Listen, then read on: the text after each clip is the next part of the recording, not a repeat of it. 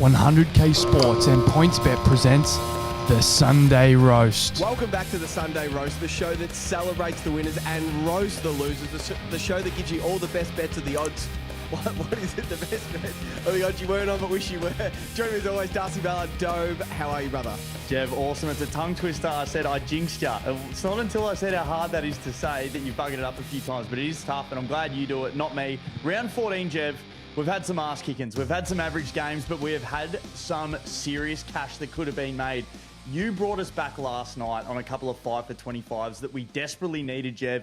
But we will go through some of the odds of these games. It's like, why aren't we on this? Why aren't we on this? So I've got a few things I'm really excited to talk to you about, because we look at some markets, we look at some odds, we're like, nah, we're going to stay away from that.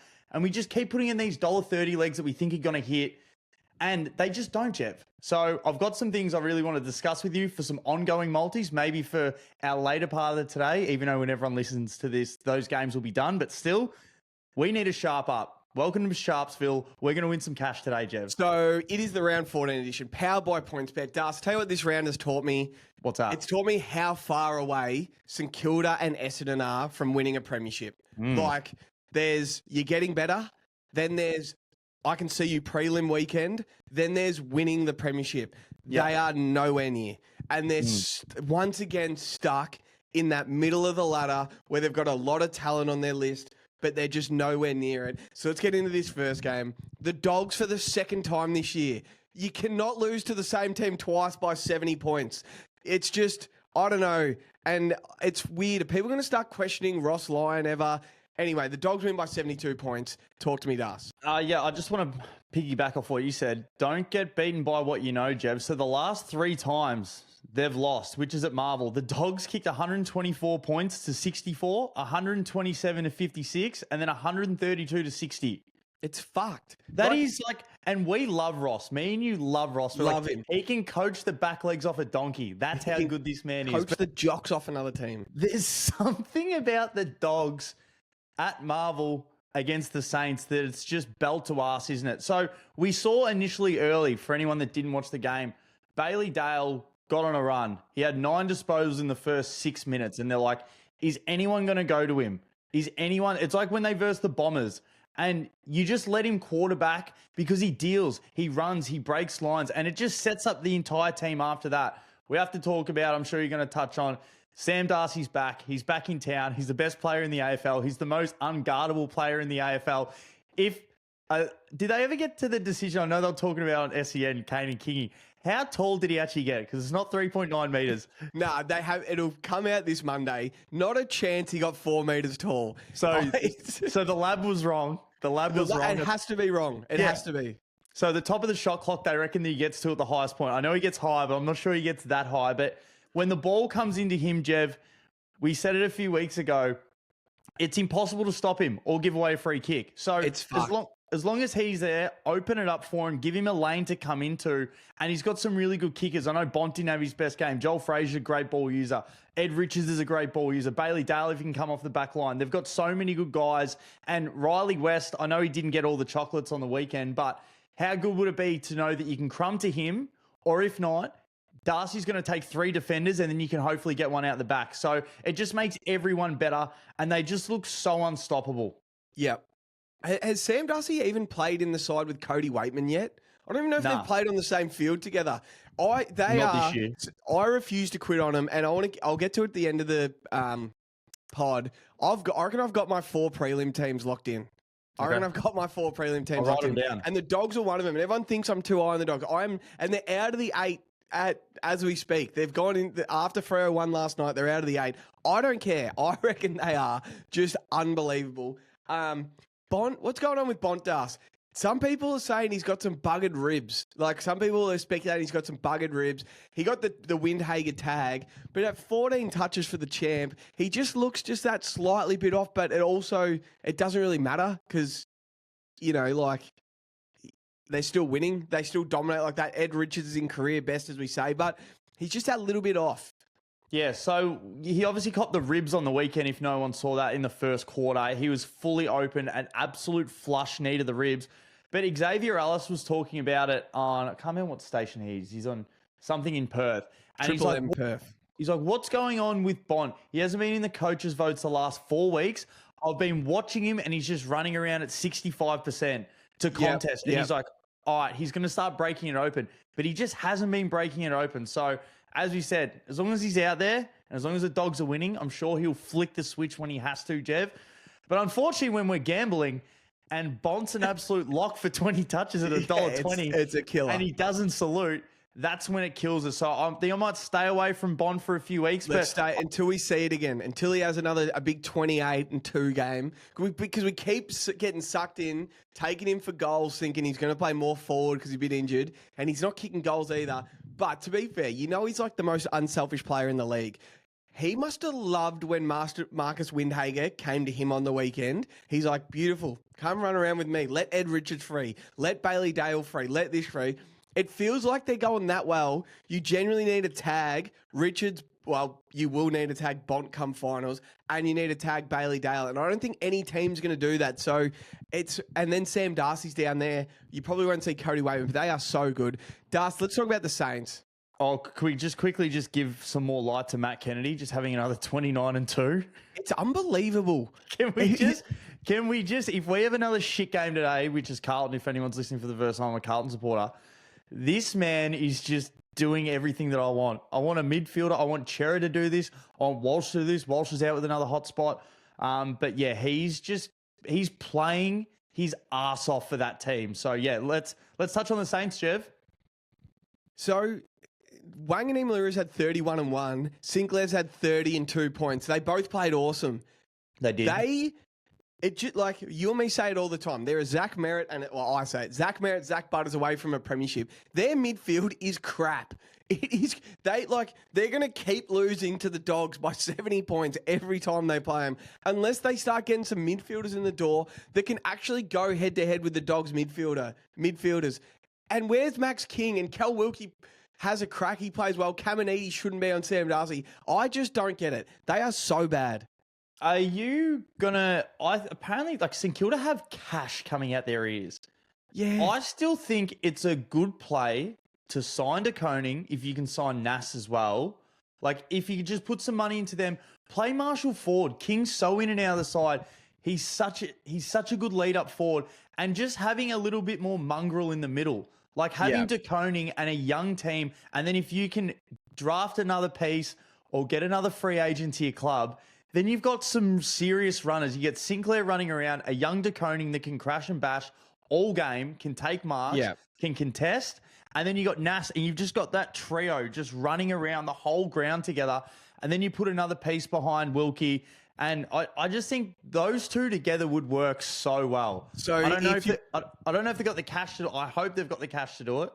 But it would look so good, I think. Like that would really set them up. They've definitely got the cash. So step one would be signing Nas. Like, that's the most important thing. That is the number one signature in football. Step two is probably getting De Koning. Step three is making the call. Do you trade Max King or do you keep Max King? Because right now he's at the lowest value you're ever going to get for him.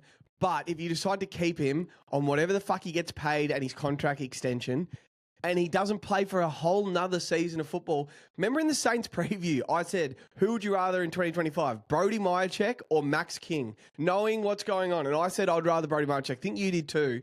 And it was like, because we did, and Max King still hasn't played a game this year. So do you trade him? You'll probably get a first for him. Probably just one first at the moment, maybe a first and a third. I don't even know. But you get more. If you don't trade him, and he plays next year, you might be able to get 2 firsts at the end of next year, but he might play well, but you just can't trust him. And then if you do get the first for him, go trade that for a midfielder. Go get Zach Butters. Be the team that gets Zach Butters or something. They're apparently right into it up to their ears for Miles Bergman. So I just don't know how they're going to fit. Why do they need Miles Bergman when they've got Sinclair and Nas off half-back? I know he's a good player and you want good players in your building. Where's the midfielder? The in-the-middle gun midfielder. I just don't get it, Darcy. I don't get what they're doing there. Well, unless you like to see Sinclair play 100% time in the middle, and then if you got Bergman to sit down back. But I genuinely think, and I'd love people's opinion on this, I still think that King would get 2 firsts. I know that he hasn't been playing, but to get a good key forward, you've got to put like 4 or 5 years into him. And yes, I know he hasn't been healthy, but you're almost going off, yes, his talent, but if he is healthy, you plug and play him right now. So you're going to win now. So you're a team at the high end where you're like, hey, we want to win. Let's go. So I still think you'd get 2 firsts for him, to be honest. I'll tell you what it feels like. It feels like Joe Danaher 2.0. You could see it at Essendon, but he just didn't love it, 100%. And he was always injured. What did give up for him? I can't remember. I think he just walked, didn't he? It's Joe Danaher 2.0, isn't it? And then a team's going to put like a year into getting his body right and then get 7 years of his prime as a forward out of him. So, yeah, maybe it is 2 firsts for the risk. If you're the Saints, you're taking nothing less than 2 firsts. But nah, fuck no. No, it's 2 firsts minimum. Yeah, because you put so much time into it, but still, fuck. Anyway, you got some odds in this game. Yeah, so Sam Darcy for 3 snags was 240. Aaron Norton for 3 was 390. Buku Kamas for 2 before he got subbed off was 335. Matt Kennedy kicks 2 every week, Jev, at 390. So Riley Sanders for 2 snags at $5. Sam Davidson, we got so many 1-goal scorers here, so bear with me. Sam Davidson for 1 was 240. Brad Hill for a snag was $4. Cooper Hines, Jev, your man. My first man game. Came off on the bench. Yeah, couldn't get on him. Joel Frazier for a snag, 275. Called that in the ramble. Windhager for a snag at 450. Nass for a snag at 285. Ryan Burns for a snag at 525. Bailey Dale for 35 at 550. Nass for 30 at 240. Sinclair for 30 at 245. And Bailey Williams for 25 touches at 550. So I'm only reading out odds more than $2, and that is an absolute field day for everyone. Oh, yeah. We weren't on them. But the single goal kickers this round, Jev, would have made people generational wealth. Say it with me. Generational wealth. I've got one for you just quickly. It's been in my head. So Tassie, when they come in, if they get this roof on the stadium, we're about to get to a Tassie game and they need the roof on the stadium. They say they're going to have, I think they're going to have 6 first-round picks, but they need to trade 3 to other teams or something. So they're going to draft 3 and then use picks to get established players in their side. What would Tassie trade for Sam Darcy? And he's going to be in his prime. 8 first round top 10 picks do it? So they're going to have for the 6. Dogs. Would the Dogs say yes to 8 first rounders? Probably, yeah, because they got another Darcy coming through. Like 8 first rounders, like. But do you reckon that's overs, or do you reckon that's what it would take? Like it'd fuck Tassie. Like. 8 first, like if imagine you get him, you got 8 first round draft picks, and he goes down injured, you fucked. Yeah, absolutely. What do you reckon? 5? Probably 4. No way. The Dogs would just laugh at him. I'd rather Sam Darcy than 4 first round draft picks. Yeah, but like fuck, they got to build a side. Like you can't put all your eggs in one basket. They're getting 6 top 10 picks for the first 2 years, but they need to trade 3 of those top 10 picks in both years. So instead of going and picking players out of a team, you trade your 3 in the first year, your 3 in the second year, and then your 2 later. Well, let's call it 7 then, and then 1 the year after, and you get Sam Darcy in the building. Well, yeah, you just fucking do your scouting report. Hopefully there's someone else out there because, like, you don't want to sell the farm. You obviously want him because he's going to put bums on seats. You're going to make some cash if you got him in your side, but yeah, it'd be a massive haul. But let's get on to the next game before we ramble on too long. Jev, this is down in Tassie. This is why they want 5 roofs on the stadium. Oh. It was a perfect night. It was freezing, but it was a dog's breakfast of a game. This is 2 teams that needed the win. Hawks and Adelaide thought Adelaide were going to win it, and then the Hawks got it back. We'll discuss a little bit more as we get through, but Jev, what were your first initial thoughts on this game? How good is Sam Mitchell? And everyone called him the genius and stuff. They were gone at halftime. They were playing like shit. Adelaide were absolutely smashing him. And if you're watching the Channel 7, I was watching Channel 7, they kept crossing to Sam Mitchell, and he was just, it's like he wasn't even watching the game. He was just doing his hand stuff. He was in deep, deep conversation. They were just working something out. He went in at halftime. They came out after halftime. They played like it was wet weather. Numbers around the footy, surge it forward, get numbers there, and they just grinded their way back into the game and ended up stealing the win. And you're like, that is a Sam Mitchell win. And then my other quick take on it is the Adelaide Crows are Brisbane's bad kicking last week from going 0-2 these last 2 weeks. And yes, they could have won both, but they could have lost both. And it's like, are we as high on them as maybe they are? Or did they just kick themselves out of them when, what was it? Walker, Fogarty, Thilthorpe, and Rochelle combined for like 11 points or something. Didn't kick a goal, any of them. So maybe they're good kicking from being 2-0 the last It's so crazy how small the margins are. Brisbane kicked themselves out of it last week. Adelaide win. No one thinks about the Crows. Now Adelaide kicked themselves out of it, and it's like, whoa, they should be zipping 2 the last 2 weeks. So maybe I'm not as high on them as maybe I thought that I was. No, I still think they're there. I still think they're good. And we're just in the middle part of the season. We're into winter now, and you've just got to stack the wins. I still think that they're going to have a really good push come the back end of the year. Their footy, what was it? So there was a stat of expected score. They should have kicked 86 points. If they do, it's a completely different story. I know they didn't, but they still show me enough where they can bat deep. It's like them. I still think the Hawks are going to go deep. Obviously, Collingwood. Geelong, like these sides, Brisbane will still be there. The Giants obviously showed us that they'll still be there. I think they're the big 6. But yeah, they will be absolutely kicking themselves. We got to 3/4 time. We'll message them like, whoever loses this game is going to have the worst film day of all time. Like, I don't think the Hawks go back and look at the film. Honestly, they're like, we won. And you could see what it meant. Sam Mitchell was out on the ground after, just hugging all the team, like hug the Wiz. He's like, I don't care if you played shit. Like, we got it done. You did your part at the end. You got a few kicks in the end. Same for the rest of the team. If the Hawks lost, it would have been one of the hardest reviews of the season. Yep. Just because midfielders getting into the side. I know they had like Hustwaite, a few other guys, like Josh Ward still, like he's not a bona fide midfielder. Newcomb, they couldn't get their hands on the footy. So that would have been a really tough review, but they won. They clawed it out. Gunston, these guys, a bit of experience. They got it done in the end, but I know you're trying to throw a magnet around. I love the Wiz. Look, the jersey's there. I love him. Good on him. He needs to find some form. He found himself in some deep waters, Jev, late. Found himself on Rankin. And just like, it was a half a step and he was gone. Like, he just was watching the ball, and that's all it takes. Little knock on by Dawson outside of the right boot. Rankin, you can't give him that much of a chance. Credit to them. They worked into it. They got the ball back. They ended up kicking a few goals. That John Newcomb goal was awesome. And they just kept surging. So this is a great win. They've covered the line the last 10 times down in Tassie. So it was half a point. It was a close game. But the moral of the story is, Jeb, if they're playing down in Tassie, you just take them until they lose.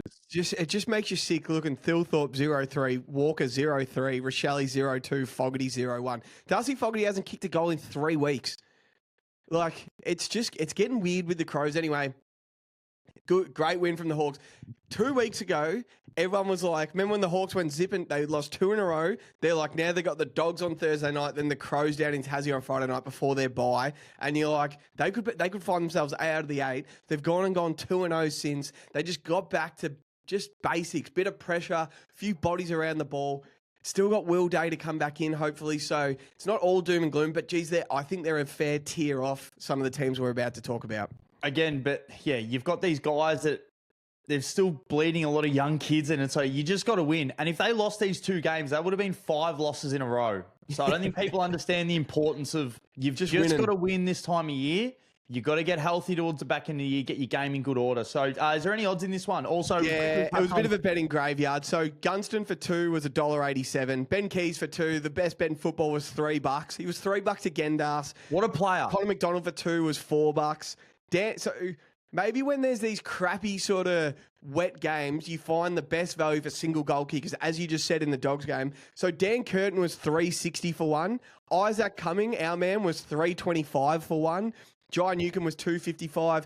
Impey was $8 for 25. Dill Moore was $2.20. That was for 20. That was the top trend on StatMate. Isaac Rankin, $1.63 for 20. Josh Weddle, $2.20 for 20. And who the hell is Sam Butler? He was $2.65 for 20. I do not know who he is. Sam Butler's brother. There you go. Good on him. So that is that game. Let's roll on to a dog performance and the coming out of a kid that's about to be a superstar.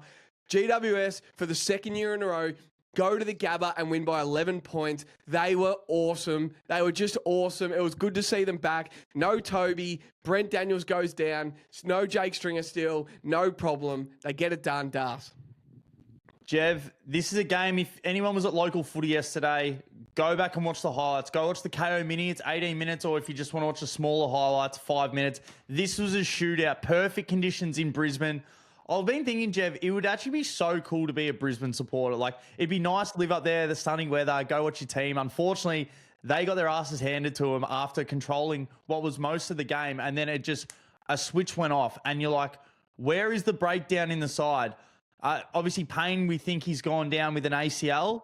That's obviously going to really hurt them. So you look at like they had to throw Hipwood back. Nothing was happening. We can't really get angry at their main forwards because Logan Morris is carrying them at the moment. Yeah. Charlie Cameron is a dead set myth. I don't think he's ever going to get back to that form. We were lauding him the other week against the Hawks, but he kicked 3 goals in 5 minutes. Apart from that, he actually did nothing else. Nothing. No one else is really coming to the party.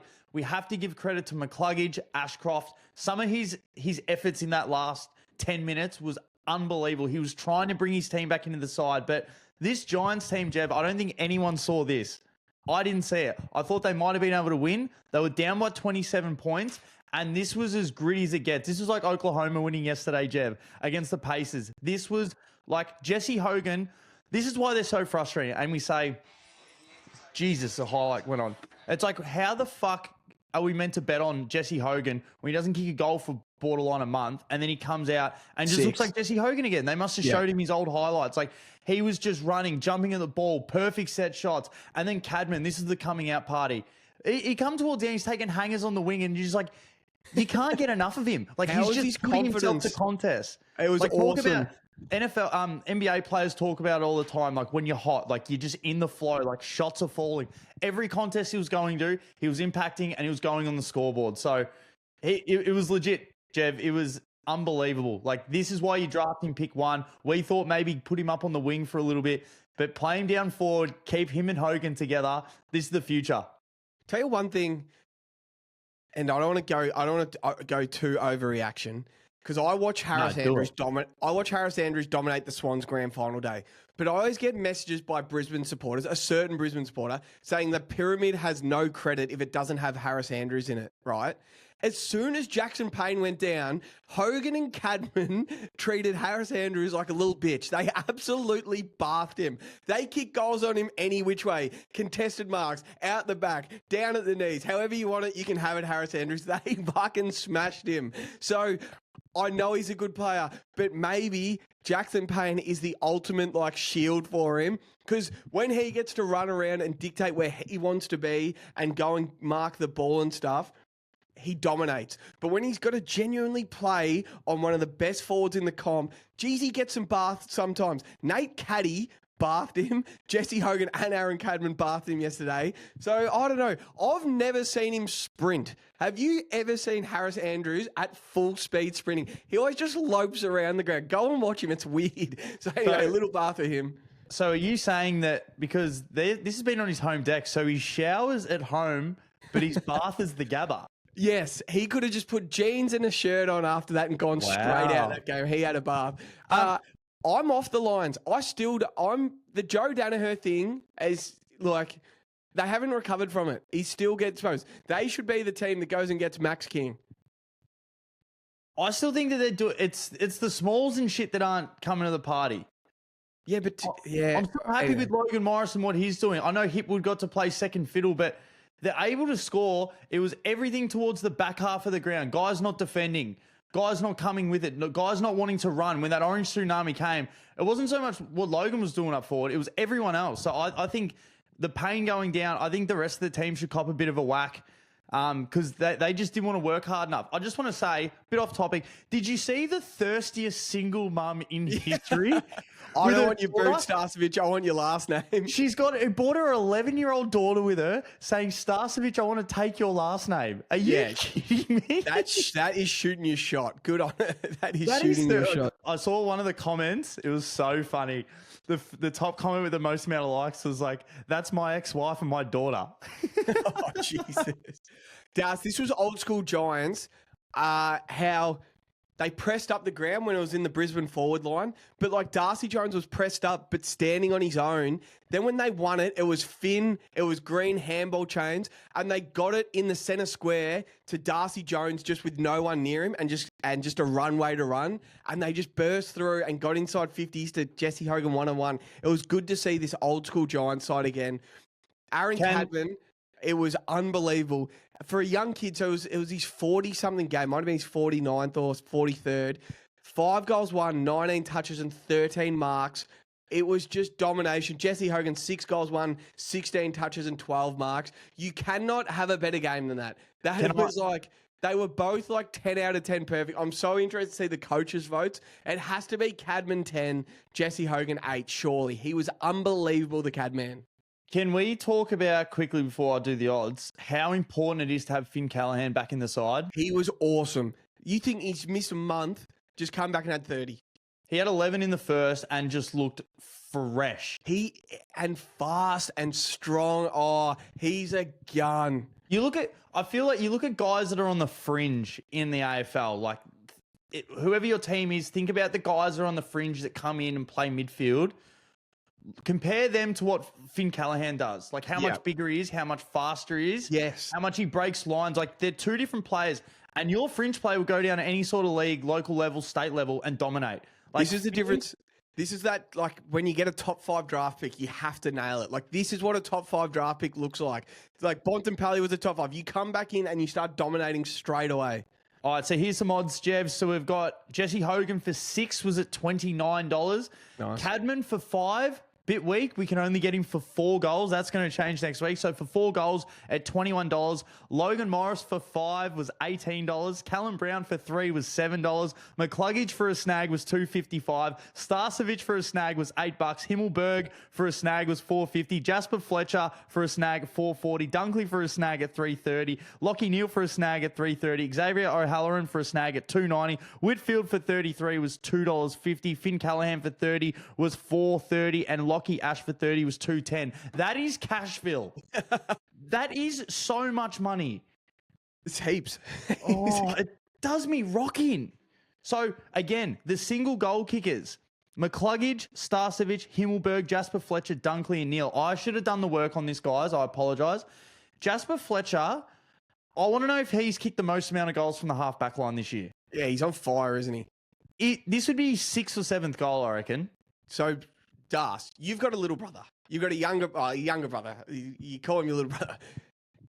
Back in the day, if you, say, learn a new wrestling move at school, you'd go home and you'd practice on your little brother. You're like, righto, I'll do it to you. Give him a noogie occasionally. If he's pissing you off, you'd give him the older brother.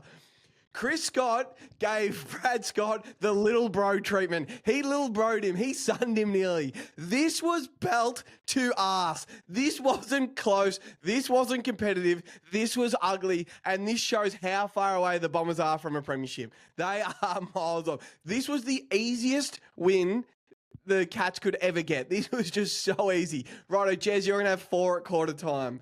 Tom Stewart, you're not going to play on a man today. What else? Danger, where do you want to go? You want to go midfield? You want to go forward? Bailey Smith, how many do you want? How many do you want today? You've had a week off. There's no fucking 1 week hammies, so he's had the suspension. You've had a week off. You might be a bit rusty. How many do you want? Max Holmes, while Bailey Smith's having 40, how many do you want? It couldn't have been easier for the Cats. The Bombers are easy to play against. This was too easy.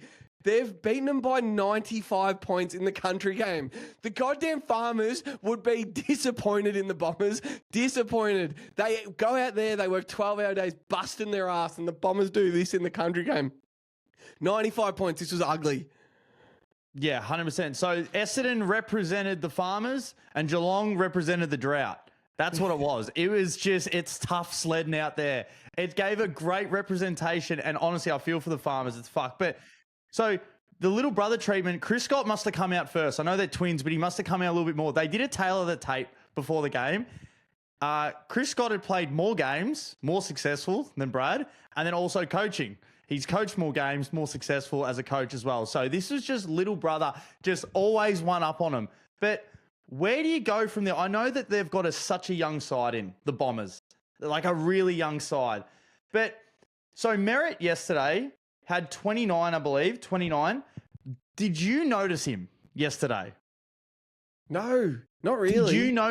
Did you notice anyone from the Bombers? Did anyone stand out? The amount of times that this was old school Geelong, like 2007 to 2011, when they would go and verse Melbourne, or they'd beat Richmond by 155 points at Marvel, where it was just, let's kick it down the line to whoever we want. Entries inside forward 50. no one was accounted for. Stengel was coming out of the goal square leading up. Dempsey would get out the back in a 2-on-1 in the goal square. I know he missed that goal, but it's like, who's checking him? Jez is leading up at the ball. You know what's weird with Jez when he versus these sides? Let's pick a forward, fucking like Amadi or McLean. Anyway, if someone kicks 6, it's like, oh my God, they've kicked 6. It just looks normal when Jez does it to shit sides. Yeah. Like, it looks like it doesn't jump out at you. It's like, oh yeah, he just kicked another one. You get so accustomed to Jeremy Cameron just turning it on and belting sides. Now, we could not have been more right in the Shannon Neal taking over the mantle. Like, talk about two sharps just understanding footy, Jev. So what did we call it? It used to be Tom Hawkins on Brandon Zerk-Thatcher. It was 5 minimum. In the same year, he kicked 7 and 8 on Brandon Zerk-Thatcher. We're like, now it's going to be Shannon Neal on whoever pretends to be a defender for the Bombers. What did he kick? He kicked 4. It should have been 6. Yep. It should have been 6, and we had him for 5 at 51-1, but he only kicked 4. I think he was 15-1 or something. 16. Yeah, 16-1, and we had that. We laddered him, and every goal he kicked, we're like, this is getting easier. And 4 goals, 1, he missed an easy one. It's just fucked how easy they did this. So I've got them locked into a prelim spot. Absolutely locked. Their draw only gets easier, Das. They've still got Richmond twice after their bye. Twice. They get them twice. Once at GMHBA, once at the G. Like, yep. Jev, their draw gets so easy. They're such a good side. How good did Tom Stewart just, some of those contests yesterday, how many do you have yesterday? They're such a Tom Stewart game. Just 23 touches. Did he take 16 marks? Probably. He took 16 marks. All right, so Tom Stewart, you've been a bit out of form this year. You've been in and out of the side. You've been injured. How would you like to play today? Yeah, no, man. Give me 16 marks behind the footy, 23 touches, 19 kicks. Yet now he's back in form. Now we see All-Australian Tom Stewart for the rest of the year, do we? They're 1 week away from a bye. Then it's an easy schedule. So he's going to be primed for grand final day, is he? Yeah, good on you, Bombers. Fuck. Can we also say how fucking right are we, Jev? Hate to say when we're right, but if you're playing on a big ground and you have 2 fit ruckmen and you're versing the Undertaker, Goldstein, ladder them for goals. Give them goals and touches. Goldstein was absolutely ran around yesterday and whipped. I feel sorry for him, Jev, and I love Goldstein. He's been awesome for us when he was at North Melbourne. Dan Maloney, shout out Dan, would always tell Goldstein's good for a snag this week. And he was. He would always come through whenever we'd back big Goldstein. But now he's getting woken up, microwaved, and then pushed out there on the MCG, running around. And he's just getting battered. Absolutely battered. And they're just dominating him, Jev. What a game. Oh, my God. They play Freo at Optus Stadium on a Thursday night next week. So a short turnaround, Goldstein on a plane. Luke Jackson could kick 3, Sam Darcy 1. Honestly, they're gonna, you got a leash on your waist. They're gonna put the leash to his stretcher and just cart him around the game. Basically, it is gonna be ugly. All right, let's get into some odds. So stop bagging the Bombers so much. Nick Martin for a snag. Cost the 100K. He hit the post. He kicked it, started celebrating. It must have swung late and hit the post. It was the reason the 100K had lost, but there was another leg that lost it at the night time. But there has to be some money in this game. And she said, who's quicker? Who would win over a 100-meter dash? I'm not sure if you heard. He's like, I would win 100%. I'd smoke him. But if it's anything more than about 400... Yeah, he's like, I'd smash him over 100. But he's like, if it's anything more than 400, he'd have me. So I love the honesty. I'll tell you what's impressive. And we used to say the Cats midfield was their sort of... kryptonite? Their weak point in a way, like the bit you worry about him. Pretty sure Max Holmes is 22. Yeah, he's 22 years old. He looks about 40, but he's 22. And Bailey Smith's 24. Like, they've got them two for 10 years. They say they're getting Harley Reid, Zach Butters, Tom DeConning, and fucking... Matt Rao. Matt Rao. They're sorted, man. They're going to be so good again. And I heard someone say, want to know why they're good forever? Because they never give out those 9-year contracts. It's no more than 3 or 4 years. You earn every contract you get. You take unders. You build a team. And do you like winning? Do you like being in the media for as long as you want after footy and getting paid everything you want to get paid? Because this is what we do at Geelong. So it's just fucked. They've got it sorted. All right, Jev. Let me tell you about some cashola that could have been made this round. So we'll start off with the touches. So Archie Roberts for 25 was $2.20. Jackson Pryor for 25 was $14. Zach Johnson had 29, but for 25 was $21. Will Setterfield for 30 touches was $19. Max Holmes for 35 was $6.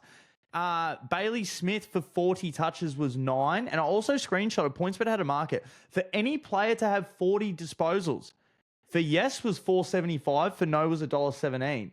So Max Holmes scored 40 last week. So they're going to keep pushing this one out. If you think a Geelong player is going to have 40 touches, Dangerfield for 2 was $2. Ollie Dempsey for 2 was $2.30. Guelphy with 2 was $4.50. Sean Manor for 3 was $7. Shannon Neal for 4 was $16. And Jeremy Cameron for 6 was only $11.50 because they know he beats up on the backdoor Bombers. Are we just on a Collingwood Geelong grand final day collision, you reckon? Is there just a collision coming? Probably because, and I think I'm happy for that. They've always played cracking games. Always. Especially they finish first and second. They both win their first final. They play in the Prem. They never collide in the finals until grand final day. And it's just a collision of the two best sides. It just feels like it doesn't. And it'll be awesome. And it'll be hard to get a ticket at the G that day. Final game of the round, a North home game. They have an absolute crack. No one loves WA more than North Melbourne. They go over there. They play well every year. They had won the last 2 at Optus Stadium against the Dockers, I'm pretty sure, or 1-1 or something. They had a crack. It was pouring rain. They had a good game plan. You could finally see it. They had an absolute crack. Then they subbed Phoenix Spicer on, or Robert Hanson Jr., whoever they subbed on, and they dogged it. Nah, he was on. Me and Ez were laughing about it last night. Like, what's he going to do in this game? And he actually had a bit of say. Darcy. Yeah, shout out to Pricey. I watched this one in the bath. He recommended a bath, Jev. So I had the cricket on and the footy on in the bath. It was nice. Mate, the bath's tough. I could say it's harder than a sauna. It's bloody hot. I had to get out and had 2 cold showers. You fight some demons, don't you? I was cooking. So watch this game. You know, on show that we didn't bet on. Obviously, it didn't win. Remember this time last year? I think it was round 2 when North just got up and you backed him for the draw. Yes. Do you remember that? Yep. And it was like $81. I was thinking about that right before the game. I didn't put it on, but I'm like, fuck, that would have been a great bet, like coming into the last, because they always play it close. But this game was almost lost in the coach's box. And I'll tell you why. Yes, I love Freo this. sub off Neil Erasmus to bring Fife on. They think the game's over.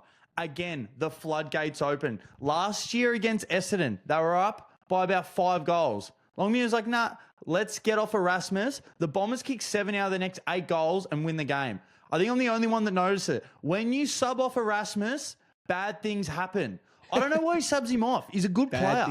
And Fife was out there. He got 1 handball, a cheer from the crowd, and he looked microwaved. Honestly, Goldstein was moving better than Fife. I'm not even kidding. He got tackled holding the ball his first touch as well. And they just went to soup. And North Melbourne had a crack off the back of your man, Jev. Luke Parker, that was experience and premiership pedigree and someone that's been to finals. He kicked the goal. And then that other one, how he asked Larky to tick lead back in. He's like, nah, fuck you. I'm going to kick it over your head and just kick the goal myself. But he started everything. Everything went for him. And then I just got to give credit over on the other side, Jev. But Caleb Sarong did dig in. Brayshaw dug in, had some really good tackles towards the back end. But he hit the scoreboard and he was just running. Sarong, like if the loss went down to him, if they end up losing, you can't really say it was because of him. Like he really played well. He was looking in board a lot, like really try to go corridors. I know sometimes he just sort of chips it around, but he was trying to go the more damaging kicks. But Luke Jackson just looks like he has fun when he plays footy. I can't help but root for Luke Jackson. I love him. Yeah. He's just a big goofball. He goes up, kicks goals, gets around the crowd. Keeps it simple. Yeah, he does. He's someone that if you gave him film study, he would just sit there. He's like, where am I playing? Just put me out there and let me go play football. Yeah. Just let me go play. How sore must Brayshaw and Sarong pull up from games? They just do like 100% midfield time. They bust their ass. They get crunched because they're a bit smaller, but they just work their ass off. Never complain. It is impressive. How big was Josh Treacy's mark at the end? That was a bit, and Jack Darling had to make a contest there. North were out. They were all goal side. They were going to walk in, kick a goal to make it a draw. And Treacy, even if he fumbled it, it was going to be a goal. And he just went back and he duked it, kicked it out in the full afterwards, which wasn't great. But that was a big mark by Big Pizza Hut. Das, is Jai a miss on Mythwatch? Treacy and a miss, neither of them kicked a goal. Like, a miss sucks. I'm sorry. He stinks. They're both, like, the downfall of Treacy has to be studied. Well, they've put him up to centre forward, but, like, he just doesn't, I don't know. He doesn't fit the bill, does he? He needs to be a lead out of the cube player. Yeah, and if he's going to be centre forward, then a miss needs to be kicking 4 a game because he gets full forward, the 50 himself like old school Fev used to. He just doesn't get a kick a miss. It's hard to watch. And I would never bet on a miss. I trust him as much as a fart and barley. He's the barley fart try miss. I do not trust him.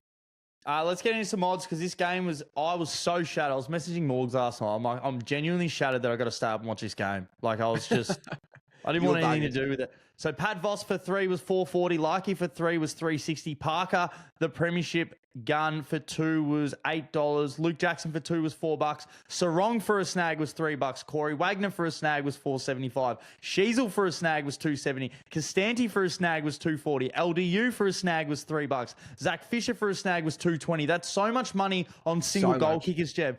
Caleb Sarong for 35 was $4.10. Sheasel for 30 was $3.10. Brayshaw for $30.90. Sorry, that one slipped in there. Dill Steven, Morgs' man, for 25 was $4.10. Luke McDonald in back-to-back weeks for 25 was $13. And Jordan Clark for 25 was $2.50. Oh, would you say North selling their 2 home games to WA has been a success? I reckon it has. I'm in. They got $2 million out of it. Good on them. They need the cash.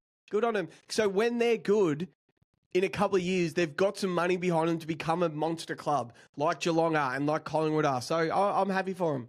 No, it's good. Good on them. They actually played all right last night. But I just say one more thing and I forgot. I feel for just watching North. You just like just another loss. Fuck, you're not in a window.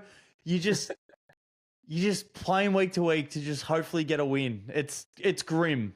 All right, that is the first part of Sunday Roast. We will see you in a couple of hours when we do the second half. Welcome back to part 2 of the Sunday Roast. We are back. It is currently 3/4 time of Carlton West Coast. So that game's done. But let's go back to Adelaide. First game of the day, Port Adelaide, Melbourne. This game was a banger, Das. It was. It felt like for the first time in ages, a game had a lot of feeling in it. The ball movement was better. It's like both sides really came to play. Dwayne Russell said about 4 times, even though it's round 14, it's an elimination final for both of these sides. Like, they've both got to put it all on the line.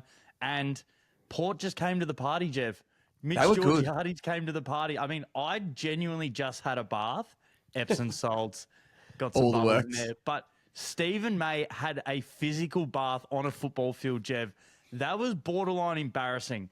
Like, I do not remember him getting manhandled as much or being second positioned. Usually it's him, lever, they can push off each other. Someone else can come third man over. It was 101.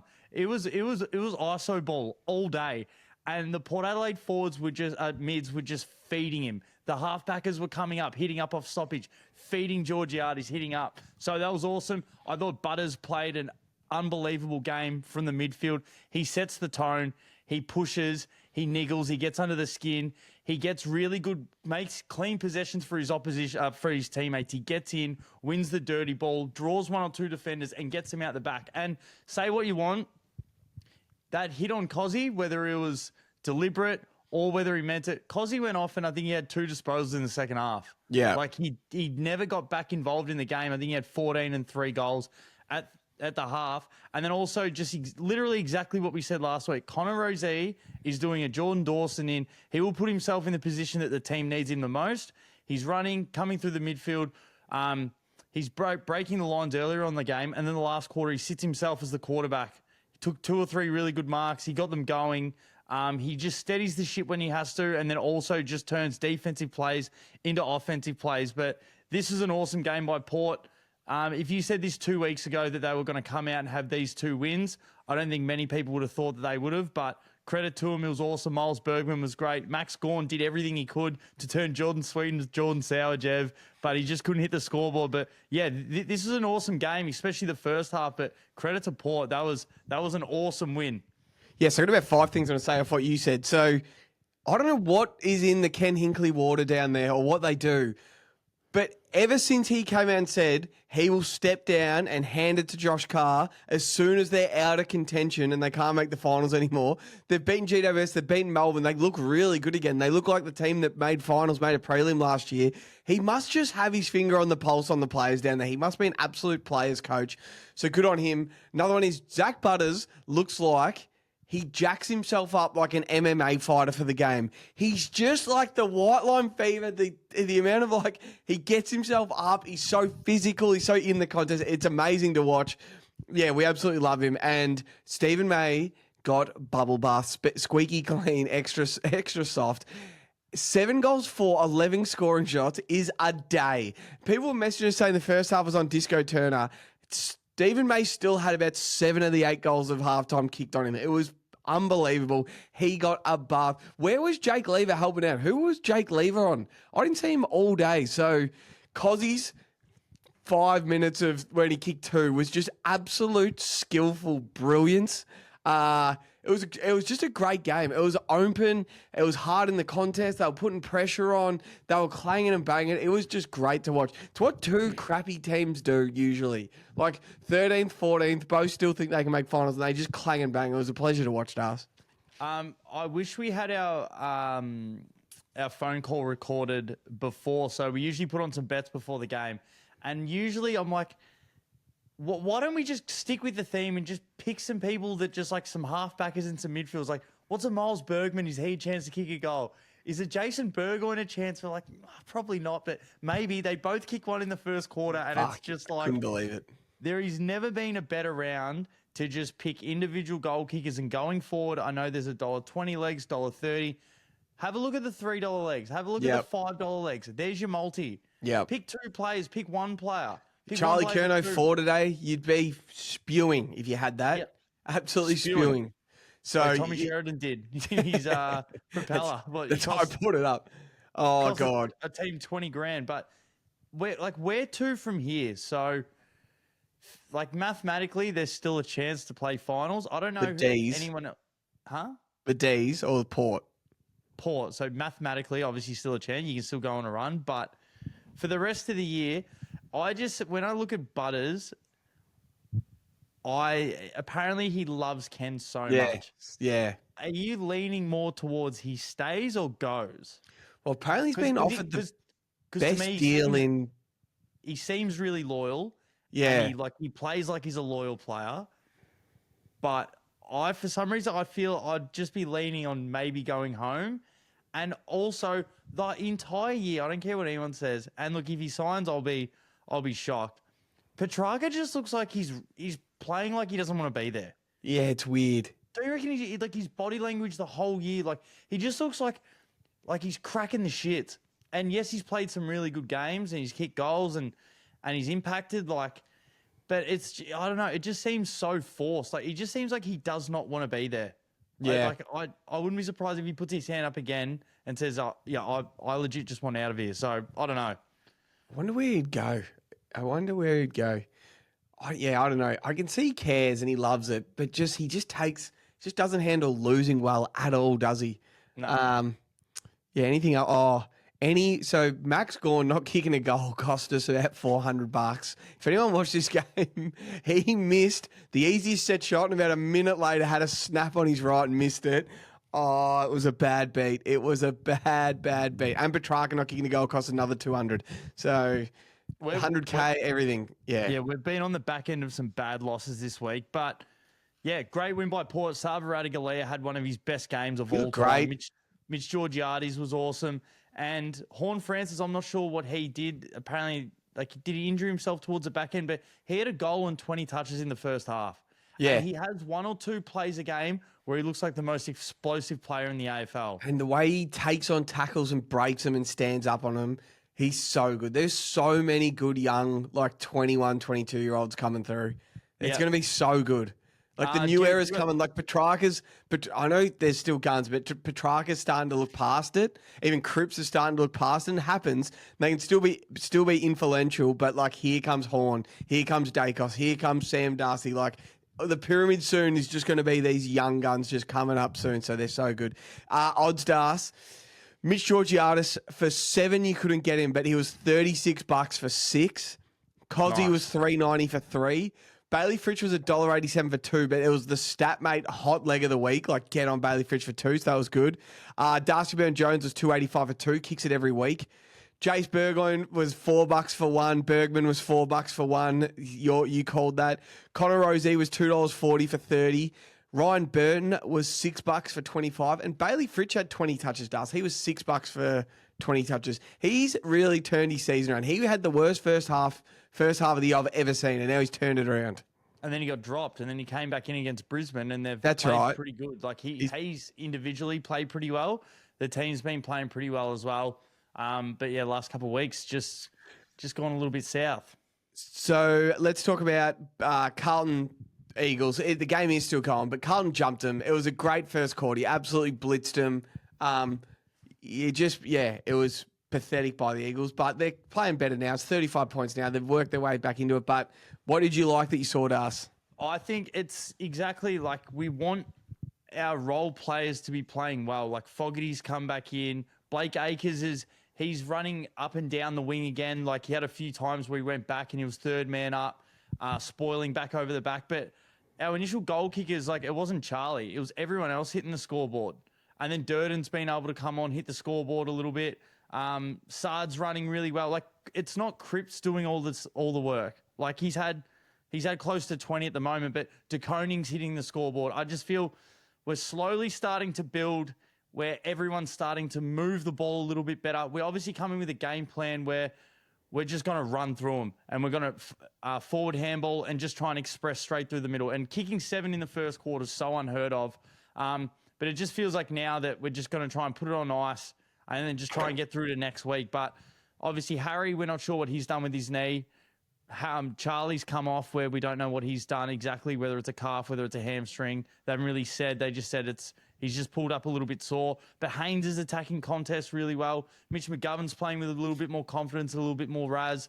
Orazio Fantasia's running around looking like prime Chris Judd there for 5 minutes. He's moving the snake, little razzle dazzle. Sparklers and sprinkles, so he's playing all right. But again, don't really know what we are, but it's good to have those other guys back in the side, like Chin Cotter actually comes in. Apparently, he was the most unfit person coming back after Christmas that anyone's ever seen. Was he garbage guts, Aussie? I don't think he finished the 2K. That's the mail that I got from a very good source. He literally didn't finish the 2K. They're like, wow. They're like, Chin Cotter's come back horrible. And he literally looks like the worst player on the team. Oh, Jesus. He's only come back halfway through the season now. He just couldn't get his body right. So, isn't your draw extremely favourable to not, whether it's go on a run or not, but win a couple games in a row and give yourself a chance to go on a run? So who you got next week? North of the G. That's belled to us. Then we got Port Adelaide. Port Adelaide Oval. They love playing you there. Then we've got Collingwood. That's tough. Then we got Brisbane. Tough. Then we got Melbourne. Yeah, it's fair. Then we got Hawthorn. Tough. Freo away. Tough. Then we got the Suns, Port, then Essendon. So I wouldn't say it's an easy run. Yeah, I think it's just North next week for you to go 3 in a row. Who'd you beat last week? Essendon, just. Yeah, so 3 wins in a row. Anyway, you still build some momentum.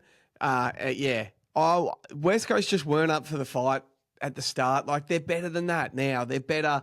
Thought Harley Reid's played all right. Still gives away a couple of free kicks, but you can see he's starting to get. He's on the Chincotta fitness program. Him and Chincotta got to stay away from each other this off-season. But yeah, there's not heaps to roast. Do you know what Foggy was paying for 3? He kicked 3 in the first quarter and almost missed the biggest sitter of all time. Yeah, I can get it for you. I've got it right here. Statmate's hot leg of the week was Hewitt for 30 at $2. It hit. He's had his 30. Fogarty for 3 for $11. Nice. Good. What do you think of this Hudson O'Keefe? You like this Hudson O'Keefe? Yeah, the Hawk. Yeah, well, he's probably going to be playing the next few weeks, the big dope. Yeah. Did he do his hammy? Seen him pull up with a hammy before? That was funny. So big number 40 just reminds me of Michael Jamison, who wore number 40 before. He had some big goals kicked on him, Michael Jamison. He had some big bags of goals kicked on him. Some big bags. But yeah, busted his ass up out there. Blues up by 41 points, 10 minutes to go. If for some reason we end up losing this will be a hilarious listen back to. But as we're timestamping this, Jev, we're coming on close to 9 o'clock. Everyone's got work tomorrow, so we're trying to get through the roast, and obviously Morgs has to get up and try and get this thing as well. But Jev, it's a good win. The Swans are back next week. We're going to preview all this in Hook, Line and Sinker coming up, but the biggest bath of the week has to go to Stephen May. He wins our bath award. Let's send him over some bubbles. And let's hope he's honestly just pulling his trackies straight back up, isn't he? It was the weekend of the big men. Georgiades 7, Cameron 6, Hogan 6, Cadman 5, Shannon Neal 4. Any other bags? It was just awesome. It was awesome to watch. Hogan Morris kicked 5 as well. Kicking 5. If watching big men dominate games is great stuff. I reckon that's our theme for now. I think we just piggyback it again. Go back to the big... we'll see. All right, that is the Sunday roast. I reckon we do. See you next week. What are you prepared to lose today? For free and confidential support, call the number on the screen or visit the website.